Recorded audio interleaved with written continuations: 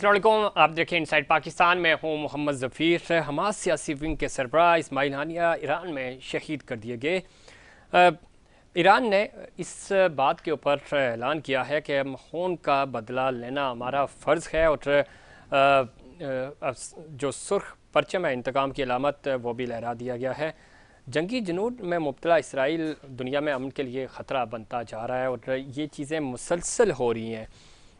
इससे पहले भी चूँकि जो जंगी जुनून है इसराइल का वो ख़त्म होने का नाम नहीं ले रहा और जो जिस तरह की सियासत वो कर रहे हैं और इस वक्त पूरी दुनिया में एक अमन पीस को जो ख़तरात हैं ख़ास तौर पे इसराइल से, और उसके ऊपर ख़ुद अमेरिका भी किसी हद तक मुत्तफ़िक नहीं है और बातचीत चूँकि बेहतरी की तरफ जारी थी, डायलॉग की तरफ जारी थी, लेकिन इसराइल चाहता है कि वो अमेरिका उसको भरपूर सपोर्ट करे इस पूरे अमल में।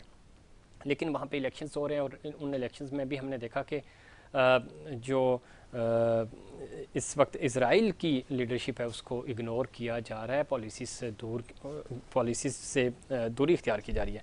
इन तमाम इश्यूज़ पे बात करेंगे और ख़ास तौर पे खित्ते में ये डेवलपमेंट, इससे पहले ईरानी सदर का जो हादसा हुआ था उसके ऊपर ही बहुत सारी बातें हो रही थी, और प्लस ये है कि अब ईरान के अंदर जब नए ईरानी सदर ने सुप्रीम लीडर ने हल्फ उठाना था और उस वक्त एक ईरान की जो सालमियत है वो चैलेंज हुई और यहाँ पे हमास के लीडर का इस तरह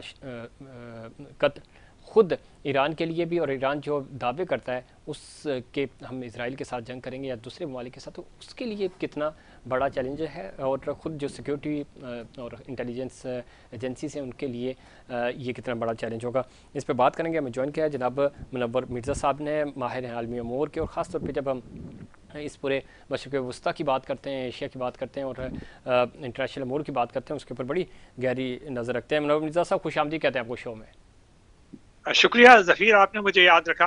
किस तरह देखते हैं एक बहुत ही अफसोसनाक वाक़या तो है ही, लेकिन ईरान के अंदर ईरान के मेहमान और ईरानी सुप्रीम लीडर ने हल्फ उठाना था और उससे पहले ये कुछ हो जाना एक मुमासलत तो नहीं कह सकते, लेकिन जिस तरह पाकिस्तान में उसामा बिन लादेन वाला सीन हुआ था कि हमारी ही सिक्योरिटी, हमारी चीज़ों को, सलामती को चैलेंज किया गया, वहाँ पे ईरान सिक्योरिटी फराहम नहीं कर सका और ये अफसोसनाक वाक़या हुआ।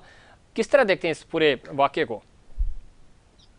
ज़फ़ीर, आपको मुझे ये बताने की ज़रूरत नहीं है, सारे दुनिया जानती है कि इस्माइल हानिया जो थे वो इसके सरबराह थे हमास के, जी। और यही वो पॉलिटिकल प्रोसेस जो कि गुज़िश्ता 10 महीने से इसराइल और हमास के दरमियान एक तरफ, और जिसके अंदर सारी दुनिया इन्वॉल्व थी, जो कि कतर में हो रहा था, वो पॉलिटिकल प्रोसेस भी हानिया साहब ही लीड कर रहे थे, क्योंकि हानिया साहब बुनियादी तौर पर कतर में ही मुकीम है। तो जब हानिया साहब को इस तरह निशाना बनाया गया और उन्हें शहीद किया गया, तो इसका नतीजा ये निकला कि सबसे पहले जो टारगेट बना है वो पॉलिटिकल प्रोसेस है जो कि गजा के अंदर इसराइली जाहरियत से जो पैदा हुआ है उसको ख़त्म करने की जो बातचीत हो रही थी, जिसके ऊपर अब तकरीबन तमाम लोग मुत्तफिक हो गए हैं। सबका कहना यह है कि पहले इस जाहरियत को ख़त्म किया जाए, गजा के अंदर अमन कायम किया जाए, मासूम लोगों का कत्लेआम बंद किया जाए, उसके बाद कोई और यानी कदम उठाया जाए। ठीक है। लेकिन नेतन्याहू जो हैं और उनकी जो गवर्नमेंट है, उन्होंने ये ऐलान किया था कि नहीं, जब तक कि हम हमास की लीडरशिप को नहीं खत्म कर देंगे वो उस वक्त तक हम नहीं आएंगे। लेकिन इसमें एक बात बड़ी अजीब लगती है जी। आपने एक तरफ से इशारा किया ना ईरान का, तो ईरान का लिंक तो यूं बनता है कि इसराइल और अमेरिका दोनों ईरान पे ये इल्ज़ाम लगाते हैं कि जो मिलिशियाएं हैं जो कि अमेरिका या इसराइल के मफादात के खिलाफ काम करती हैं मशरिक़ वस्ता में, उन सब का ताल्लुक किसी ना किसी तौर पे, चाहे वो मालियाती मदद के लिहाज से हो, चाहे वो हथियारों की मदद के लिहाज से हो, वो सब ईरान से मिलता है। और ईरान ने कभी इस मामले में इनकार भी नहीं किया। और इसीलिए आपने ये देखा कि हमास के जो लीडर थे यानी इस्माइल हानिया साहब, वो शिरकत के लिए आए हुए थे। जनाब जो नए सदर ईरान के बने हैं पज़ेश्कियान, उनकी हल्फ बर्दारी की तकरीब में शिरकत के लिए आए थे। तो ईरान में उन्हें टारगेट किया गया, लेकिन एक बात का ख्याल रखिएगा, उन्होंने ईरान की एयर स्पेस को वायलेट नहीं किया। बताया ये जाता है, जो अभी तक इत्तलात हैं, जी, कि ये एयर स्पेस से बाहर जेट तैयारों या मिसाइल्स को फायर किया गया है तैयारों के जरिए। ऐसे ही है ना तफीर? जी, जी। तो और उस मकान को टारगेट किया गया, जिसका नतीजा ये निकला कि इस्माइल हानिया साहब और उनके जो गार्ड थे तमाम के तमाम हलाक हो गए। तो इसका एक तो पैगाम गया है ईरान को। वो ये कहना चाहते थे ईरान से आप कि ये जो हैं ये हम आपके खिलाफ कार्रवाई करेंगे अगर आप हम इन मिलिशियाओं को सपोर्ट करेंगे। आपको एक और मैं जरा सा इसे तो कनेक्ट कर दूं। इसमें नवर मिर्जा साहब, फुल प्रूफ सिक्योरिटी जो होती है, चीज़ें जिस तरह आप बता रहे हैं, हदूद एयर स्पेस इस्तेमाल नहीं हुई, लेकिन ज़ाहिर टारगेट तो किया गया उनको उनकी सरजमीन के ऊपर। तो इस तरह के इंतजाम क्यों नहीं किए गए जब इतना बड़ा ख़तरा मौजूद था? और ज़ाहिर इस पूरे अमल में सिक्योरिटी तो अल्टीमेटली ईरान ने ही प्रोवाइड करनी थी ना? ये आप बिल्कुल सही कह रहे हैं। इसके ऊपर तो यकीनी सवाल उठेंगे कि आखिरकार हानिया साहब के मुतालिक, क्योंकि जब इसराइल पहले से ये धमकी दे चुका था जी कि वो हमास की लीडरशिप को एलिमिनेट करेगा। और आपको याद होगा कि हानिया साहब ही के बेटों और पोतों को एक कार में निशाना बनाया गया था ईद के दिन, बिल्कुल याद है ना आपको? जी जी जी जी। और अभी हिजबुल्लाह के मिलिट्री कमांडर को एक रोज कबल जो है वो बैरूत में निशाना बनाया गया।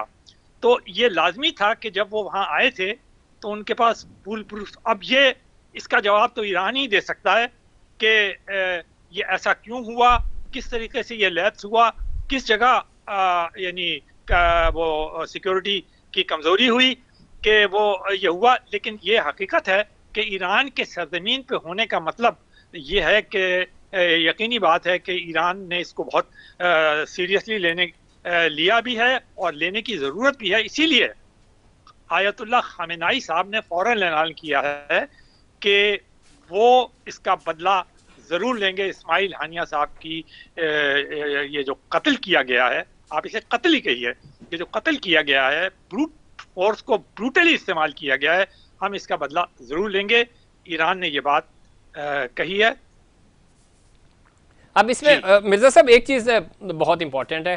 आप थोड़ी देर पहले ऑफ द रिकॉर्ड भी आपसे बात हो रही थी, और वैसे भी अगर हम देखें तो अमेरिका इन सारी चीज़ों में थोड़ा सा बैकफुट पे नज़र आ रहा था। इधर ईरान चूँकि करीब हो रहा है चीन के, और ये सारी चीज़ें जो हैं वो इज़राइल को ख़ुद हज़म नहीं हो रही थी, और इवन ये अमेरिका के इंटरेस्ट में भी नहीं है।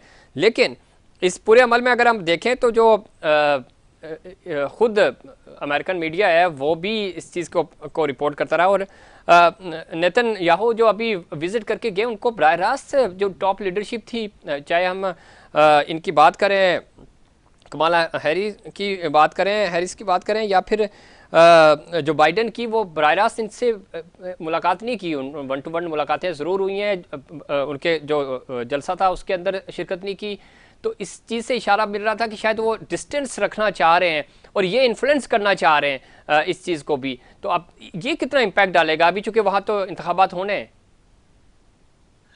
ये बात आपकी बिल्कुल सही है कि जब नेतन्याहू गए तो वहाँ पर यानी ट्रंप जो दूसरे उम्मीदवार थे, उन्होंने तो डिस्टेंस नहीं रखा, क्योंकि उन्होंने तो कमाला हैरिस के उन रिमार्क्स को क्रिटिसाइज किया कि जब जो उन्होंने कहे थे कि now it's time for starting the negotiations, है ना? जी बिल्कुल। लेकिन एक बात आप ये देखिए कि जैसे ही ये हमला हुआ जी, तो पहला ब्लिंकन साहब का, जो उनके वजीर खारजा हैं, उनका बयान तो ये आया कि America was not aware of this, neither it is involve in it. ठीक है, तो उन्होंने पहली खारजा। लेकिन उनके जो डिफेंस मिनिस्टर साहब हैं, उन्होंने ये कहा कि अगर इसराइल के ऊपर कोई हमला किया या कोई जवाबी कार्रवाई की गई जिससे उसकी मतलब यह को खतरा लाक हुआ, तो अमेरिका इसराइल के साथ खड़ा है। तो जो अमेरिका की जो कमिटमेंट है उसके मुतालिक तो कोई गलतफहमी नहीं होनी चाहिए कि वो तो इसराइल के साथ बिल्कुल उसी तरह है। मैं आपकी तवज्जो एक जरा सी एक और चीज पर दिलाऊंगा जो कि किसी के नजर में नहीं आ रही है। जी जी आपको याद होगा 24 जुलाई को चाइना में जो 18 फैक्शंस थे फलस्तीनियों के, जी जी जिनमें हमास भी शामिल था, वो वहां पे जमा हुआ था। 2 दिन के मुज़ाकरात के बाद चाइना ने एक एग्रीमेंट साइन करवाया है इन तमाम से, तमाम ये जो फलस्तीन के जो आप धड़े कह लें, तो उसमें हमास वाले भी थे, पीएलओ वाले भी थे और बाकी भी थे। ठीक है ना? ठीक है। और उसके अंदर ये तय हुआ था कि गजा में सीज फायर होने के बाद जो ट्रांसफर ऑफ पावर है और हुकूमत किस तरीके से मिलजुल कर चलाई जाएगी। ठीक है ना? तो ये हमला जो इसराइल ने किया है, इससे अमेरिका को तो जो होना था वो तो होना था, लेकिन अमेरिका तो खड़ा हुआ है फॉर्मली।